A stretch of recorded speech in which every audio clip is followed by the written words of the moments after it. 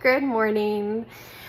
I wanted to do a follow-up video to the post I shared about how to be a good, responsible expat following the laws of this country. And as I was preparing the information, I broke one of my own rules. I was trying to categorize expats, and then I realized, I have always said we can't put people into boxes. There's too many variables to consider. And so instead, I'm going to share with you some of my own personal mistakes and the actions that I took. And I'm hoping that it'll start to help you think, okay, how do I want to show up when I move to Costa Rica? Who do I want to be? How do I want to show up in this country that I get to call home? As many of you may remember, I moved to Costa Rica in 2012, so almost 13 years ago.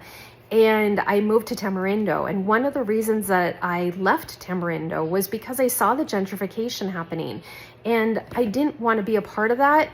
I didn't want that to be my experience in Costa Rica. It just went against my values and beliefs. And so I took responsibility for that mistake. It was a mistake that I had made. And it cost me time and money and energy, but I needed to course correct. And over the last nearly 13 years, I have made all kinds of mistakes. It's probably what makes me a good relocation counselor, because I can support my clients and ensure that they don't make the same mistakes that I do. One of the biggest lessons that I've learned is how to handle those mistakes when we make them. Sometimes, we realize the mistakes on our own, and we course correct. Sometimes the mistakes are pointed out to us, and sometimes it's done politely and professionally, and sometimes it's done not so kindly. Rather than react and feel like someone's accusing us of doing something, we should really take a step back and see, maybe we're doing something wrong. What is the mistake that someone is telling us that we're doing? And how can we course correct? And it may be uncomfortable. It may require time, energy, and money.